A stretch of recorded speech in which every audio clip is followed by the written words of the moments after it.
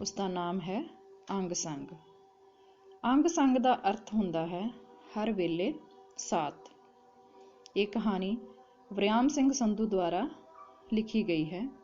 सब तो पहला असी लेखक वरियाम सिंह संधू बारे थोड़ा पढ़ांगे।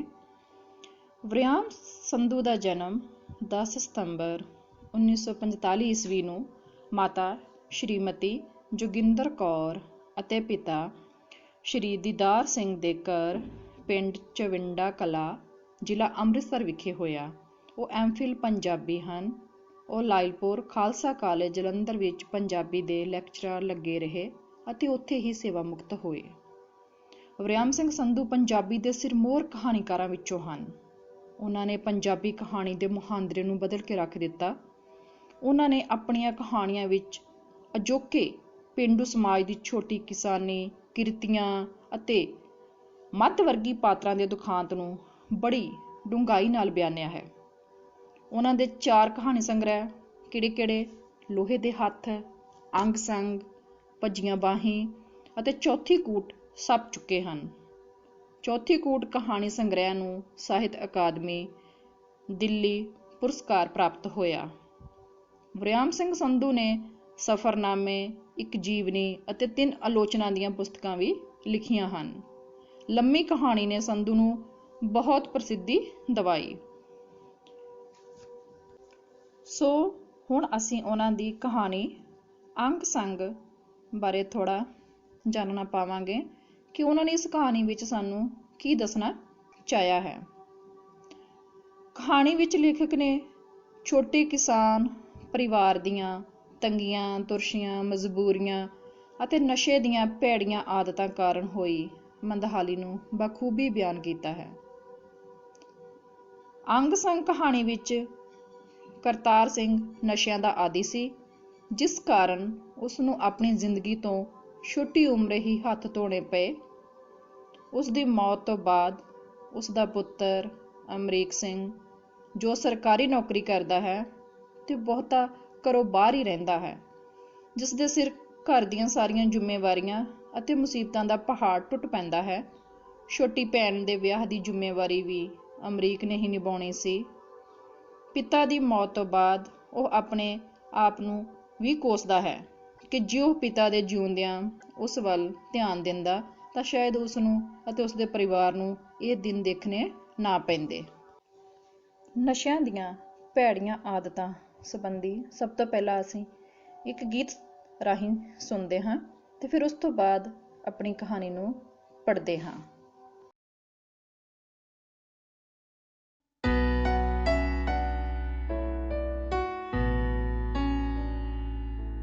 ਇੱਕ ਔਰਤ ਬਣਾਤੀ ਕਾਤੋਂ ਰੱਬ ਨੇ ਜੋ ਸਹਿੰਦੀ ਸਭ ਚੁੱਪ ਕਰਕੇ। ਤੂੰ ਵੀ ਲਾਡ ਲਿਆ ਦੁੱਖ ਮੈਨੂੰ ਦਿੱਤੇ, ਤੈਨੂੰ ਪਾਇਆ ਸੀ ਵੇ ਦੁੱਖ ਜਰ ਕੇ। ਇੱਕ ਮਾਪਿਆਂ ਦੇ ਘਰੇ ਖੇਡ ਖੇਡੀ ਉਦੋਂ ਬਾਅਦ ਸਿਆਪਾ ਪੁੱਤਰਾ। ਤੇਰੇ ਬਾਪੂ ਦੀ ਸ਼ਰਾਬ ਨੇ ਜਵਾਨੀ ਰੋਲਦੀ, ਤੇਰੇ ਚਿੱਟੇ ਰੋੜ ਦੇਣਾ ਏ ਬੁਢਾਪਾ ਪੁੱਤਰਾ। ਤੇਰੇ ਬਾਪੂ ਦੀ ਸ਼ਰਾਬ ਨੇ ਜਵਾਨੀ ਰੋਲਦੀ, ਤੇਰੇ ਚਿੱਟੇ ਰੋੜ ਦੇਣਾ ਏ ਬੁਢਾਪਾ ਪੁੱਤਰਾ। ਤੇਰੇ ਚਿੱਟੇ ਰੋੜ ਦੇਣਾ ਏ ਬੁਢਾਪਾ ਪੁੱਤਰਾ। ਮੈਂ ਨਹੀਂ ਚਾਹੁੰਦੀ ਤੇਰੇ ਘਰੇ ਆਵੇ ਜੋ ਬਗਾਨੀ, ਉਹ ਵੀ ਮੇਰੇ ਵਾਂਗੂ ਕਰਮਾਂ ਨੂੰ ਕੋਸਦੀ ਫਿਰੇ।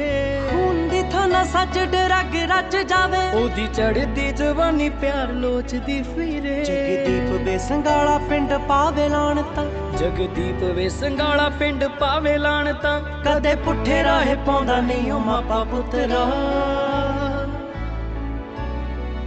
ਤੇਰੇ ਬਾਪੂ ਦੀ ਸ਼ਰਾਬ ਨੇ ਜਵਾਨੀ ਰੋਲਦੀ, ਤੇਰੇ ਚਿੱਟੇ ਰੋੜ ਦੇਣਾ ਏ ਬੁਢਾਪਾ ਪੁੱਤਰਾ।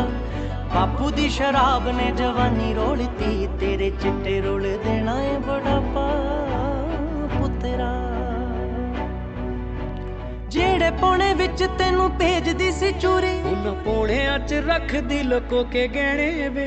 6-6 ਫੁੱਟ ਖਾ ਗਈ ਸਿਰਿੰਜ 1.5 ਇੰਚ, ਹੋਰ ਕਿਹੜੇ ਕਿਹੜੇ ਦੁੱਖ ਸਹਿਣੇ ਵੇ। ਮੈਂ ਮਾਪਿਆਂ ਤੋਂ ਮੋਈ ਵੇ ਮੈਂ ਜਗਦੀ ਨਾ ਹੋਈ, ਮਾਪਿਆਂ ਤੋਂ ਮੋਈ ਵੇ ਮੈਂ ਜਗਦੀ ਨਾ ਹੋਈ। ਰਹਿੰਦੇ ਸਾਹਾਂ ਤੱਕ ਰਹਿਣਾ ਮੈਂ ਬਗਾਨੀ ਪੁੱਤਰਾ। तेरे बापू दी शराब ने जवानी रोलती, तेरे चिट्टे रोल देना है बुढ़ापा पुत्रा। बापू दी शराब ने जवानी रोलती, तेरे चिट्टे रोल देना है बुढ़ापा पुत्रा।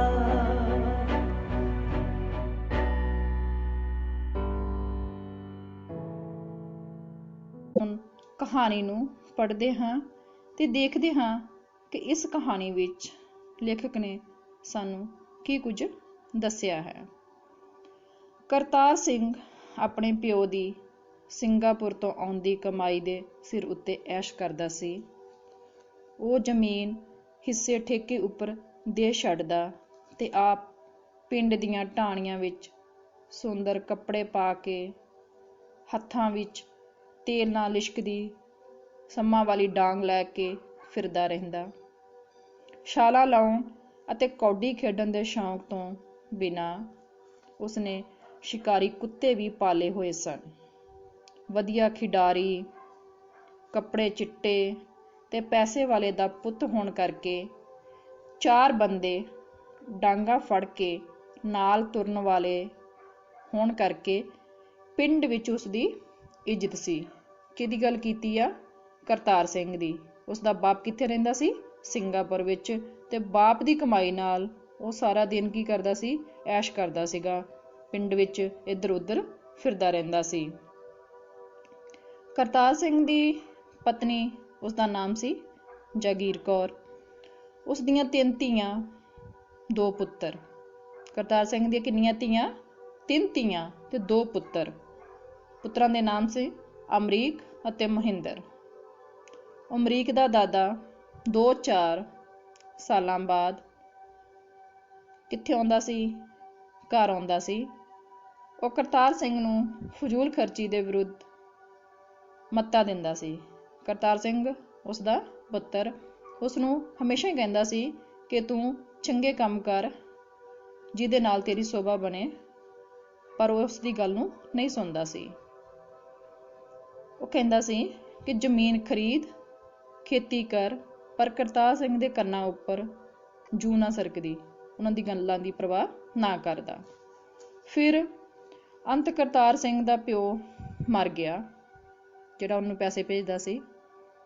ਬਾਹਰੋਂ ਆਉਂਦਾ ਪੈਸਾ ਇੱਕਦਮ ਬੰਦ ਹੋ ਗਿਆ, ਪਰ ਉਹ ਬੰਦਾ ਰੱਖ ਕੇ ਵਾਹੀ ਕਰਾਉਂਦਾ, ਫੈਲ ਸੁਪੀਆਂ ਨਾ ਛੱਡਦਾ, ਵਿਹਲਾ ਰਹਿੰਦਾ। ਉਸਦੀ ਮਾਂ ਉਸਨੂੰ ਰਾਤ ਨੂੰ ਦੇਰ ਨਾਲ ਘਰ ਆਉਣ ਕਰਕੇ ਬੁਰਾ ਭਲਾ ਕਹਿੰਦੀ, ਪਰ ਉਹ ਰਤਾ ਪਰਵਾਹ ਨਾ ਕਰਦਾ। ਇੱਕ ਵਾਰੀ ਕਰਤਾਰ ਸਿੰਘ ਦੀ ਭੈਣ ਦੀਆਂ 2 ਕੁੜੀਆਂ ਦਾ ਵਿਆਹ ਆ ਗਿਆ। ਕਿਹਦੀ ਭੈਣ ਦੀਆਂ ਕੁੜੀਆਂ ਦਾ? ਕਰਤਾਰ ਸਿੰਘ ਦੀਆਂ। ਭੈਣ ਨੇ ਇਕੱਲੇ ਭਰਾ ਨੂੰ ਕੀ ਕਿਹਾ ਕਿ ਤੁਸੀਂ ਵਿਆਹ ਦੇ ਉੱਪਰ ਬੰਨ ਠਣ ਕੇ ਆਉਣਾ ਵਾ। ਕਰਤਾਰ ਸਿੰਘ ਨੇ ਪੈਸਿਆਂ ਦਾ ਕਿਤੋਂ ਪ੍ਰਬੰਧ ਨਾ ਹੁੰਦਾ ਦੇਖ ਕੇ ਜਾਗੀਰ ਕੌਰ ਤੋਂ ਟੁੰਮਾਂ ਮੰਗੀਆਂ। ਕਿਉਂ ਮੰਗੀਆਂ? ਕਿਉਂਕਿ ਆਪ ਕੋਈ ਕੰਮ ਨਹੀਂ ਸੀ ਕਰਦਾ ਤੇ ਪੈਸੇ ਦਾ ਪ੍ਰਬੰਧ ਕਿੱਥੋਂ ਹੋਣਾ ਸੀ। ਤੇ ਉਸਨੇ ਆਪਣੀ ਪਤਨੀ ਦੀਆਂ ਗਹਿਣੇ ਟੁੰਮਾਂ ਜਿਹੜੀਆਂ ਉਹ ਵੇਚ ਕੇ ਪੈਸਿਆਂ ਦਾ ਪ੍ਰਬੰਧ ਕੀਤਾ, ਪਰ ਉਸਨੇ ਦੇਣ ਤੋਂ ਇਨਕਾਰ ਕਰ ਦਿੱਤਾ। ਇਸ ਤਰ੍ਹਾਂ ਉਹ ਕਾਫੀ ਖਿਝਿਆ ਹੋਇਆ ਸੀ, ਗੁੱਸੇ ਵਿੱਚ ਸੀ। ਰਾਤ ਨੂੰ ਜਦੋਂ ਉਹ ਸ਼ਰਾਬ ਪੀ ਕੇ ਘਰ ਆਇਆ ਤਾਂ ਉਸਨੇ ਥਾਪੀ ਚੁੱਕ ਕੇ ਜਾਗੀਰ ਕੌਰ ਨੂੰ ਕੁੱਟਣਾ ਸ਼ੁਰੂ ਕਰ ਦਿੱਤਾ। ਕਿਹਨੂੰ? ਆਪਣੀ ਪਤਨੀ ਨੂੰ। ਕਿਹਨੇ? ਕਰਤਾਰ ਸਿੰਘ ਨੇ। ਤੇ ਗੁਆਂਢੀਆਂ ਨੇ ਉਸਨੂੰ ਜਿਹਾ ਕਰਨ ਤੋਂ ਰੋਕਿਆ। ਬੱਚੋ, ਤੁਸੀਂ ਆਮ ਹੀ ਦੇਖਦੇ ਹੋ ਕਿ ਜਿਹੜੇ ਇਨਸਾਨ ਨਸ਼ੇ ਕਰਦੇ ਨੇ ਤੇ ਉਹਨਾਂ ਦੇ ਘਰਾਂ ਦੇ ਵਿੱਚ ਕਿਵੇਂ ਲੜਾਈਆਂ ਹੁੰਦੀਆਂ ਨੇ ਤੇ ਕਿਵੇਂ ਆਂਢੀ ਗੁਆਂਢੀ ਜਾ ਕੇ ਉਹਨਾਂ ਨੂੰ ਕਹਿੰਦੇ ਨੇ ਕਿ ਤੁਸੀਂ ਏਦਾਂ ਨਾ ਕਰੋ, ਕਿਉਂਕਿ ਜਿੱਥੇ ਨਸ਼ੇ ਹੋਣਗੇ ਉੱਥੇ ਇਹ ਸਾਰਾ ਕੁਛ ਵਾਪਰੇਗਾ। ਰਾਤ ਨੂੰ ਕਰਤਾਰ ਸਿੰਘ ਕਿਵੇਂ ਸੌਂ ਗਿਆ ਸੀ? ਭੁੱਖਾ ਹੀ ਸੌਂ ਗਿਆ। ਜਾਗੀਰ ਕੌਰ ਨੇ ਨਿੰਮੋ ਝੂਣੇ ਚੌਂਕੇ ਵਿੱਚ ਬੈਠੇ ਅਮਰੀਕ ਨੂੰ ਉਠਾ ਕੇ ਮੰਜੇ ਉੱਪਰ ਪੈਣ ਲਈ ਕਿਹਾ। ਨਾਲ ਹੀ ਉਹ ਰੋਣ ਲੱਗ ਪਈ ਤੇ ਉਸਨੂੰ ਕਿਹਾ ਕਿ ਉਹ ਹਰੀਕੇ ਦਰਿਆ ਵਿੱਚ ਡੁੱਬ ਕੇ ਮਰ ਜਾਏਗੀ। ਇਸ ਗੱਲ ਨੇ ਅਮਰੀਕ ਦਾ ਦਿਲ ਬਹੁਤ ਖਰਾਬ ਕੀਤਾ। ਭੂਆ ਦੀਆਂ ਕੁੜੀਆਂ ਦੇ ਵਿਆਹ ਹੋ ਗਏ। 10 ਵਿੱਚੋਂ 2 ਕਿੱਲੇ ਜ਼ਮੀਨ ਗਹਿਣੇ ਧਰ ਦਿੱਤੀ। ਕਰਤਾਰ ਸਿੰਘ ਨੇ ਕੀ ਕੀਤਾ? 10 ਕਿੱਲੇ ਜ਼ਮੀਨ ਸੀ, ਉਹਦੇ ਵਿੱਚੋਂ 2 ਕਿੱਲੇ ਗਹਿਣੇ ਪਾ ਦਿੱਤੇ। ਹੁਣ ਕਰਤਾਰ ਸਿੰਘ ਹਰ ਰੋਜ਼ ਸ਼ਰਾਬ ਨਾਲ ਰੱਜਿਆ ਰਹਿੰਦਾ। ਜ਼ਮੀਨ ਗਹਿਣੇ ਦੇਤੀ ਤੇ ਆਪ ਕੀ ਕਰਦਾ ਸੀ ਸਾਰਾ ਦਿਨ? ਸ਼ਰਾਬ ਵਿੱਚ ਹੀ ਲੱਗਾ ਰਹਿੰਦਾ ਸੀ, ਕੰਮ ਕਰ ਕੋਈ ਨਹੀਂ ਸੀ ਕਰਦਾ। ਘਰ ਵਿੱਚ ਹਰ ਵੇਲੇ ਤਣਾਅ ਦਾ ਮਾਹੌਲ ਬਣਿਆ ਰਹਿੰਦਾ। ਹੌਲੀ ਹੌਲੀ ਕਰਜ਼ਾ ਵੱਧ ਗਿਆ। ਜਦੋਂ ਕੋਈ ਕੰਮ ਨਹੀਂ ਕਰਨਾ, ਪੈਸੇ ਕਿੱਥੋਂ ਆਉਣੇ? ਤੇ ਫਿਰ ਸਿਰ ਉੱਪਰ ਕੀ ਚੜ ਗਿਆ? ਕਰਜ਼ਾ। ਅਮਰੀਕ ਪਿੰਡੋਂ ਦੂਰ ਕਿਧਰੇ ਤੀਜੇ ਦਰਜੇ ਦਾ ਮੁਲਾਜ਼ਮ ਲੱਗਾ ਸੀ। ਅਮਰੀਕ ਕੌਣ ਸੀ? ਕਰਤਾਰ ਸਿੰਘ ਦਾ ਵੱਡਾ ਪੁੱਤਰ। ਉਹ ਅੱਧੀ ਤਨਖਾਹ ਮਾਂ ਨੂੰ ਦੇ ਦਿੰਦਾ। ਹੁਣ ਕਰਤਾਰ ਸਿੰਘ ਦੇ ਅਮਰੀਕ ਨਾਲ ਸੰਬੰਧ ਵੀ ਤਣਾਅ ਭਰੇ ਰਹਿੰਦੇ, ਕਿਉਂਕਿ ਉਹ ਪੈਸੇ ਮਾਂ ਨੂੰ ਦਿੰਦਾ ਸੀ। ਇੱਕ ਦਿਨ ਉਦੋਂ ਅਮਰੀਕ ਪਿਓ ਨਾਲ ਜਰਾ ਗੁੱਸੇ ਵਿੱਚ ਬੋਲ ਪਿਆ, ਜਦੋਂ ਵੱਡੀ ਕੁੜੀ ਬੰਸੋ ਦਾ ਸਾਕ ਅਗਲਿਆਂ ਨੇ ਇਹ ਕਹਿ ਕੇ ਲੈਣ ਤੋਂ ਇਨਕਾਰ ਕਰ ਦਿੱਤਾ ਸੀ ਕਿ ਕੁੜੀ ਦਾ ਪਿਓ ਅਮਲੀ ਹੈ। ਅਮਰੀਕ ਦੀ ਵੱਡੀ ਭੈਣ ਕਰਤਾਰ ਦੀ ਵੱਡੀ ਕੁੜੀ, ਉਹਦਾ ਰਿਸ਼ਤਾ ਆਇਆ, ਪਰ ਅਗਲਿਆਂ ਨੇ, ਮੁੰਡੇ ਵਾਲਿਆਂ ਨੇ ਕੀ ਕਿਹਾ ਕਿ ਉਸਦਾ ਬਾਪ ਕੀ ਆ? ਅਮਲੀ। ਤੋਂ ਰਿਸ਼ਤਾ ਨਾ ਹੋਇਆ, ਉਹ ਇਨਕਾਰ ਕਰ ਗਏ। ਵੇਖ ਲਓ ਕੀ ਫਰਕ ਪੈਂਦੇ ਨੇ, ਕੀ ਅਸਰ ਹੁੰਦੇ ਨੇ ਫੈਮਿਲੀ ਉੱਪਰ, ਪਰਿਵਾਰ ਉੱਪਰ। ਅੰਤ ਉਸ ਦੀਆਂ 2 ਵੱਡੀਆਂ ਕੁੜੀਆਂ ਵਿਆਹੀਆਂ ਗਈਆਂ। ਇੱਕ ਰਾਤ ਕਰਤਾਰ ਸਿੰਘ ਨੇ ਬਹੁਤ ਜ਼ਿਆਦਾ ਨਸ਼ਾ ਕੀਤਾ ਸੀ। ਸਵੇਰੇ ਉਹ ਬੇਹੋਸ਼ ਪਿਆ ਸੀ। ਅਗਲੇ ਦਿਨ ਹਸਪਤਾਲ ਵਿੱਚ ਉਸਦੀ ਮੌਤ ਹੋ ਗਈ। ਕਿਹਦੀ? ਕਰਤਾਰ ਸਿੰਘ ਦੀ। ਮੌਤ ਕਿਵੇਂ ਹੋਈ? ਜ਼ਿਆਦਾ ਨਸ਼ਾ ਕਰਨ ਕਰਕੇ। ਸਵੇਰੇ ਉਸਦਾ ਅੰਤਮ ਸੰਸਕਾਰ ਕਰ ਦਿੱਤਾ ਗਿਆ। ਪਿੱਛੋਂ ਭੋਗ ਤੱਕ ਲੋਕ ਅਫਸੋਸ ਕਰਨ ਲਈ ਆਉਂਦੇ ਰਹੇ ਤੇ ਅਮਰੀਕ ਨੂੰ ਉਸਦੇ ਸਿਰ ਪਏ ਫਰਜ਼ਾਂ ਦਾ ਅਹਿਸਾਸ ਕਰਾਉਂਦੇ ਰਹੇ। ਅਮਰੀਕ ਕਰਤਾਰ ਸਿੰਘ ਦਾ ਵੱਡਾ ਪੁੱਤਰ, ਹੁਣ ਜ਼ਿੰਮੇਵਾਰੀ ਦੀ ਸਾਰੀ ਜਿਹੜੀ ਪੱਗ ਸੀ ਉਹਦੇ ਸਿਰ ਦੇ ਉੱਪਰ ਆ ਗਈ ਸੀ। ਸੁਸਾਇਟੀ ਦੇ ਇੰਸਪੈਕਟਰ ਨੇ ਆ ਕੇ ਦੱਸਿਆ ਕਿ ਕਰਤਾਰ ਸਿੰਘ ਵੱਲ 1650 ਰੁਪਏ, ਕਿੰਨੇ? 1650 ਰੁਪਏ ਖਾਦ ਦੇ ਕਰਜ਼ੇ ਦੇ ਹਨ, ਜੋ ਉਹਨਾਂ ਨੂੰ ਜਗਮੁਸਤ ਦੇਣੇ ਪੈਣਗੇ। ਅਮਰੀਕ ਦੇ ਕਹਿਣ ਤੇ ਉਹ ਰਕਮ 2 ਕਿਸ਼ਤਾਂ ਵਿੱਚ ਲੈਣੀ ਮੰਨ ਗਿਆ। ਹੁਣ ਕੀ ਹੋਇਆ? ਭੋਗ ਪੈਣ ਮਗਰੋਂ ਅਮਰੀਕ ਦੇ ਸਿਰ ਨਾਨਕਿਆਂ ਨੇ ਜ਼ਿੰਮੇਵਾਰੀ ਦੀ ਪੱਗ ਬਣਾਈ। ਹਨੇਰੀ ਰਾਤ ਨੂੰ ਸਾਰਾ ਪਰਿਵਾਰ ਆਪਣੀਆਂ ਆਪਣੀਆਂ ਮੰਜੀਆਂ ਉੱਪਰ ਲੇਟਿਆ ਹੋਇਆ ਸੀ ਤੇ ਉਹਨਾਂ ਨੂੰ ਇੰਜ ਲੱਗਦਾ ਸੀ ਕਿ ਕਰਤਾਰ ਸਿੰਘ ਉਹਨਾਂ ਦੇ ਨੇੜੇ ਤੇੜੇ ਹੀ ਕੁਝ ਨਾ ਕੁਝ ਕਰ ਰਿਹਾ ਹੈ। ਕੀ ਮਹਿਸੂਸ ਕਰਦੇ ਨੇ? ਕਿ ਉਹ ਸਾਡੇ ਆਸ-ਪਾਸ ਹੀ ਕਿਤੇ ਨਾ ਕਿਤੇ ਕੁਝ ਨਾ ਕੁਝ ਕਰਦਾ ਪਿਆ ਵਾ। ਉਹ ਉਹਨਾਂ ਦੇ ਅੰਗ ਸੰਗ ਹੀ ਹੈ, ਅੰਗ ਸੰਗ ਵੀ ਉਹਨਾਂ ਦੇ ਨਾਲ ਹੀ ਹੈ। ਉਹ ਸੋਚ ਰਿਹਾ ਸੀ ਕਿ ਉਹ ਖੇਤੀ ਦੇ ਕੰਮ ਵੱਲ ਆਪ ਧਿਆਨ ਦੇਵੇ ਤੇ ਤਨਖਾਹ ਨੂੰ ਧਿਆਨ ਨਾਲ ਖਰਚੇ। ਕੌਣ ਸੋਚ ਰਿਹਾ ਸੀ? ਅਮਰੀਕ। ਤਾਂ ਹੀ ਘਰ ਦਾ ਗੁਜ਼ਾਰਾ ਵਧੀਆ ਤਰੀਕੇ ਨਾਲ ਚੱਲੇਗਾ। ਉਹ ਸਾਰੀ ਉਮਰ ਗੈਰ ਜ਼ਿੰਮੇਵਾਰੀ ਨਾਲ ਚੱਲਣ ਵਾਲੇ ਆਪਣੇ ਛੋਟੇ ਭਰਾ ਮਹਿੰਦਰ ਤੋਂ ਆਸ ਕਰਦਾ ਹੈ, ਜੇਕਰ ਉਹ ਵਾਈ ਵੱਲ ਧਿਆਨ ਦੇਏ ਤਾਂ ਗਹਿਣੇ ਪਈ 2 ਕਿੱਲੇ ਜ਼ਮੀਨ ਛੁਡਾਈ ਜਾ ਸਕਦੀ ਹੈ। ਅਮਰੀਕ ਦਾ ਛੋਟਾ ਭਰਾ ਹਮੇਸ਼ਾ ਹੀ ਕੋਈ ਜ਼ਿੰਮੇਵਾਰੀ ਨਹੀਂ ਸਮਝਦਾ ਤੇ ਉਹ ਇੱਦਾਂ ਹੀ ਕੋਈ ਵੀ ਕੰਮ ਜਿਹੜਾ ਵਧੀਆ ਤਰੀਕੇ ਨਾਲ ਨਹੀਂ ਲੈਂਦਾ ਸੀ, ਕਰਦਾ ਸੀ।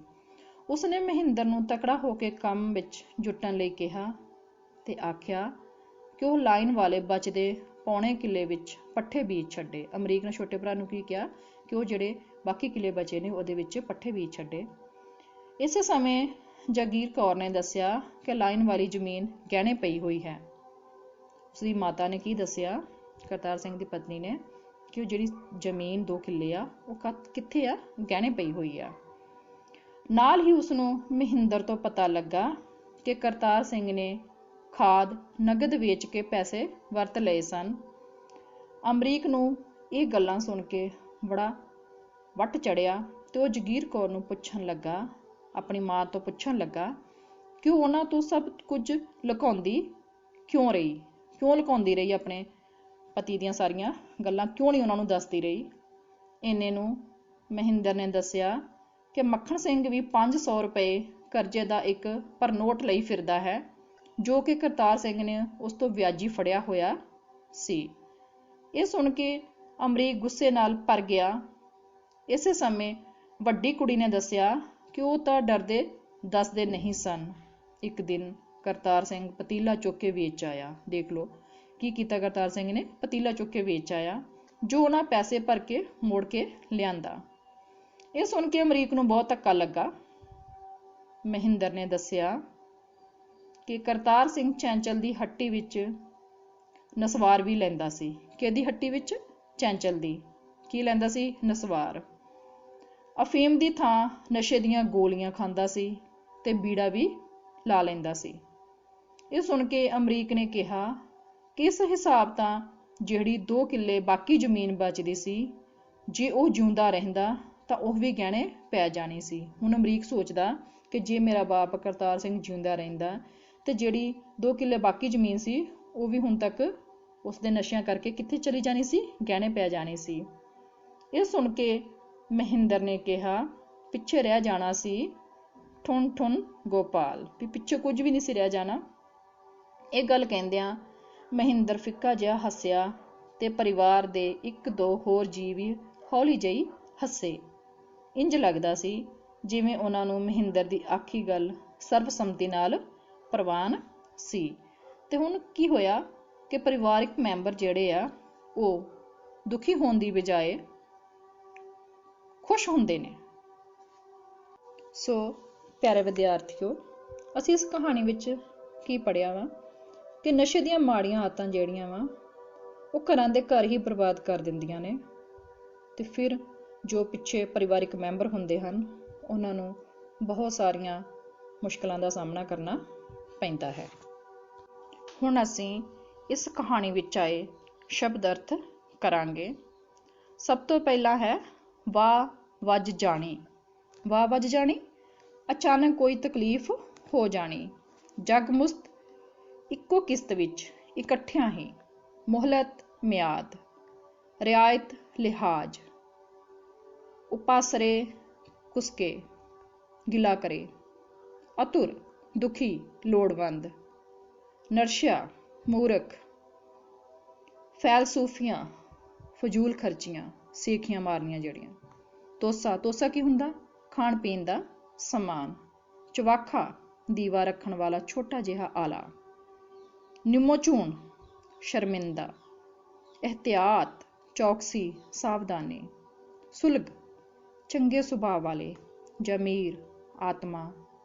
ਸੁਰਖਰੂ, ਕਿਸੇ ਜ਼ਿੰਮੇਵਾਰੀ ਨੂੰ ਨਿਭਾ ਕੇ ਮੁਕਤ ਹੋਣਾ। ਹੁਣ ਅਸੀਂ ਅੱਗੇ ਕਹਾਣੀ ਵਿਚਲੇ ਅਭਿਆਸ ਦੇ ਪ੍ਰਸ਼ਨ ਉੱਤਰ ਕਰਾਂਗੇ।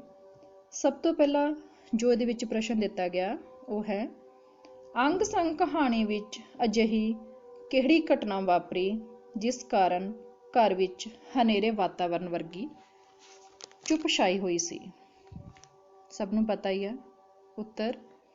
ਇਸ ਕਹਾਣੀ ਵਿੱਚ ਘਰ ਦੇ ਮੁਖੀ ਕਰਤਾਰ ਸਿੰਘ ਦੀ ਮੌਤ ਹੋ ਗਈ ਸੀ, ਜਿਸ ਕਰਕੇ ਹਨੇਰੇ ਵਾਤਾਵਰਨ ਵਰਗੀ ਚੁੱਪ ਛਾਈ ਹੋਈ ਸੀ।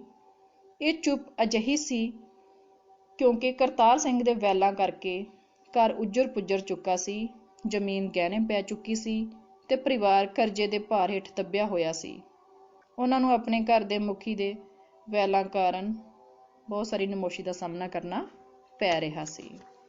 ਬੱਚਿਓ, ਦੂਸਰਾ ਪ੍ਰਸ਼ਨ ਹੈ, ਸੁਸਾਇਟੀ ਦੇ ਇੰਸਪੈਕਟਰ ਨੇ ਅਮਰੀਕ ਸਿੰਘ ਨੂੰ ਕਿਸ ਗੱਲ ਦੀ ਰਿਆਇਤ ਦਿੱਤੀ ਤੇ ਕਿਉਂ? ਉੱਤਰ। ਸੁਸਾਇਟੀ ਦੇ ਇੰਸਪੈਕਟਰ ਨੇ ਆ ਕੇ ਦੱਸਿਆ ਕਿ ਕਰਤਾਰ ਸਿੰਘ ਦੇ ਨਾਂ ਸੁਸਾਇਟੀ ਦਾ 1650 ਰੁਪਏ ਖਾਦ ਦਾ ਕਰਜ਼ਾ ਹੈ, ਜੋ ਕਿ ਉਸਦੀ ਮੌਤ ਹੋ ਜਾਣ ਕਰਕੇ ਉਹਨਾਂ ਨੂੰ ਜਗਮੁਸਤ ਜਮ੍ਹਾਂ ਕਰਵਾਉਣਾ ਪੈਣਾ ਹੈ। ਤਾਂ ਅਮਰੀਕ ਨੂੰ ਸਮਝ ਨਹੀਂ ਸੀ ਲੱਗਦੀ ਕਿ ਉਹ ਕੀ ਕਰੇ।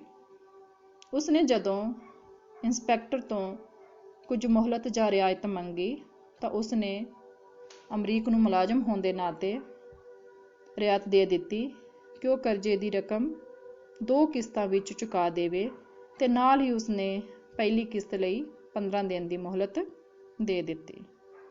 ਸੋ ਬੱਚਿਓ, ਪ੍ਰਸ਼ਨ ਨੰਬਰ 3, ਕਰਤਾਰ ਸਿੰਘ ਦੇ ਛੋਟੀ ਉਮਰੇ ਦੁਨੀਆ ਤੋਂ ਤੁਰ ਜਾਣ ਦੇ ਕੀ ਕਾਰਨ ਸਨ? ਸਭ ਨੂੰ ਪਤਾ ਹੈ ਕਿ ਉਹ ਕੀ ਕਰਦਾ ਸੀ? ਨਸ਼ੇ। ਉੱਤਰ। ਕਰਤਾਰ ਸਿੰਘ ਦੀ ਛੋਟੀ ਉਮਰੇ ਦੁਨੀਆ ਤੋਂ ਤੁਰ ਜਾਣ ਦਾ ਕਾਰਨ ਉਸਦੇ ਵੈਲ ਸਨ। ਪਹਿਲਾਂ ਉਹ ਸ਼ਰਾਬ ਪੀਂਦਾ ਸੀ, ਫਿਰ ਅਫੀਮ ਤੇ ਨਸ਼ੇ ਦੀਆਂ ਗੋਲੀਆਂ ਖਾਣ ਲੱਗਾ। ਉਹ ਨਸ਼ਵਾਰ ਤੇ ਬੀੜਾ ਜਿਹਾ ਵੀ ਲੈਂਦਾ ਸੀ। ਇਸ ਕਰਕੇ ਉਸਦੀ ਮੌਤ ਤੇ ਅਫਸੋਸ ਕਰਨ ਆਏ ਲੋਕ ਕਹਿੰਦੇ ਹਨ, ਉਹਨੂੰ ਲੈ ਬੈਠੇ ਉਹਦੇ ਵੈਲ। प्रश्न नंबर 4, बचपन विच अमरीक किहो जिहे बाप की कल्पना करदा ते क्यों? उत्तर, बचपन विच जदों करतार सिंह नूं ओपरे लोग अमरीक दा वड्डा भरा समझ लैंदे तां अमरीक नूं ਇਹ ਗੱਲ ਚੰਗੀ ना लगदी। ਉਹ सोचदा कि उसका प्यो क्यों नहीं लगता, भरा क्यों लगता है। ਉਹ सोचदा कि सारे प्यो नूं सियाणे धौली दाड़ी वाले होने चाहिए। ਉਹ कई साल उड़ीकदा रहा सी कि उसका प्यो बुढ़ा होवे ते उसदी दाड़ी विच धौले आउण। प्रश्न नंबर 5, अमरीक दे दादे ने गहने पई अपनी पैली नूं किवें छुड़ाया? उत्तर, अमरीक दा दादा करजे हेठ दबे जाण ते जमीन दे गहने पैण करके सिंगापुर नूं चला गया। कित्थे चला गया? सिंगापुर नूं। ते उत्थे कमाई करके उसने हौली हौली अपनी गहने पई सारी जमीन नूं छुड़ा लिया। उत्थे जाके उन्हें कमाई कीती ते अपनी जिन्नी भी गहने पई जमीन सी उहनूं छुड़ा लिया। प्रश्न नंबर 6, करतार सिंह अपनी भैन दियां कुड़ियां दे विआह दी चिट्ठी आउण ते क्यों खिजिया रहिंदा सी? क्यों रहिंदा सी? हाँ जी, उत्तर, करतार सिंह अपनी भैन दियां कुड़ियां दे विआह दी चिट्ठी आउण करके इस करके खिजिया रहिंदा सी क्योंकि उसने दोहां कुड़ियां दे इकट्ठे विआह उत्ते इकल्ले भरा नूं बन ठन के आउण लई कहा सी। उसने लिखिया सी कि उसने कुड़ियां किहड़ियां रोज़ विआहणीਆਂ ਹਨ। करतार सिंह उसदे प्यो दी थां भी सी ते भरा दे थां भी। करतार सिंह ने इन्हां विआहां दे खर्चिਆਂ ਲਈ ਸ਼ਾਹਾਂ ਤੋਂ ਪੁੱਛਿਆ ਸੀ, पर उन्हां दा भारी ਵਿਆਜ कौन देवे? ਉਹ ਜਗੀਰ ਕੌਰ ਤੋਂ ਟੁੰਮਾ ਮੰਗਦਾ ਸੀ, पर ਉਹ ਦੇਣ ਲਈ ਤਿਆਰ नहीं ਸੀ, इस करके ਉਹ खिजिया ਰਹਿੰਦਾ ਸੀ। प्रश्न नंबर 7, ਉਹ पौना किला ਤਾਂ पिछले साल ਦਾ गहने कर ਦਿੱਤਾ ਹੋਇਆ, जगीर कौर ने ਇਹ शब्द क्यों कहे? उत्तर, जगीर कौर ने यह शब्द इस करके कहे क्योंकि अमरीक सिंह इस पौने किले नूं अपना समझ के छोटे भरा नूं कह रहा सी कि वह उसनूं पट्ठे बीज देवे। इन्हां शब्दां नाल जगीर कौर ने उसदे सामने भेत खोलिया कि वह पौना किला उन्हां दे कोल नहीं, क्योंकि वह इस बदले करजा लैके उसदी भैन दी सस दे कठ उत्ते गए सन। प्रश्न नंबर 8, अमरीक सिंह नूं घरदिਆਂ नाल किस गल दा इतराज़ सी? अमरीक सिंह नूं घरदिਆਂ नाल इस गल दा इतराज़ सी कि उन्हां उस तों अपने प्यो द्वारा कीतियां बहुत सारियां माड़ियां गल्लां लुका के रखियां सन। प्रश्न नंबर 9, करतार सिंह दा चरित्र चित्रण करो। उत्तर, करतार सिंह अंग संग कहानी दा मुख पात्र है। वह अत दर्जे दा शराबी, नशेबाज, करजई, जमीन नूं शराब दे लेखे लाउण वाला, उजाड़ू, समय नूं शिकार ते होर खेडां खेडण ते महफिलां विच नष्ट करन वाला सी, समां बर्बाद करदा सी। ਉਹ गैर जिम्मेवार ते परिवार ਲਈ आर्थिक संकट खड़े करन वाला ऐसी पट्ठा सी, जिस करके उस दे परिवार दे बंदे उसनूं अंग संग समझण दी थां अजे भी वेले सिर मर गया कह के संतुष्टि अनुभव करदे हन। संखेप प्रश्न उत्तरां दी दोहराई करदे हां। अंग संग कहानी दा लेखक कौन है? वरियाम सिंह संधू। वरियाम सिंह संधू दी लिखी हुई कहानी केड़ी है? अंग संग। अंग संग कहानी दे मुख पात्र दा नाम लिखो। अमरीक सिंह। करतार सिंह दे कुल किन्ने बच्चे सन? 5। अंग संग कहानी विचले परिवार विच सब तो वड्डे मुंडे दा नां की है? अमरीक सिंह। अंग संग कहानी विचले परिवार विचले सब तो छोटे मुंडे दा नां की है? महिंदर। महिंदर अमरीक दा की लगदा? छोटा भरा। अमरीक महिंदर दा की लगदा? वड्डा भरा। बंसो अमरीक दी की लगदी है? वड्डी भैन। किस दी मौत हो गई सी? करतार सिंह दी। करतार सिंह अमरीक ते महिंदर दा की लगदा सी? प्यो, पिता लगदा सी। जगीर कौर करतार सिंह दी की लगदी सी? पत्नी। करतार सिंह दी मौत होण कारण जिम्मेवारी दी पग किस नूं बनाई गई सी? अमरीक नूं। अमरीक नूं जिम्मेवारी दी पग किसने बनाई सी? ਨਾਨਕਿਆਂ ਨੇ।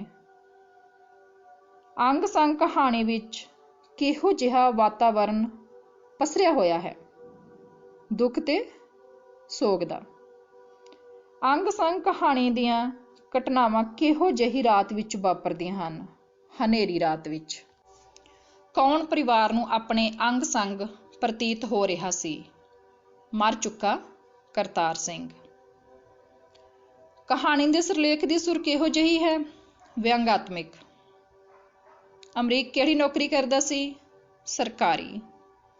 ਕਰਤਾਰ ਸਿੰਘ ਨੇ ਸੁਸਾਇਟੀ ਤੋਂ ਕਿਸ ਕੰਮ ਲਈ ਕਰਜ਼ਾ ਲਿਆ ਸੀ? ਕਿਸ ਕੰਮ ਲਈ? ਖਾਦ ਲਈ। ਅਮਰੀਕ ਹੋਰਾਂ ਨੂੰ ਕਰਤਾਰ ਸਿੰਘ ਦੀ ਮੌਤ ਕਾਰਨ ਸੁਸਾਇਟੀ ਦਾ ਕਰਜ਼ਾ ਕਿਸ ਤਰ੍ਹਾਂ ਜਮ੍ਹਾਂ ਕਰਾਉਣਾ ਪੈਣਾ ਸੀ?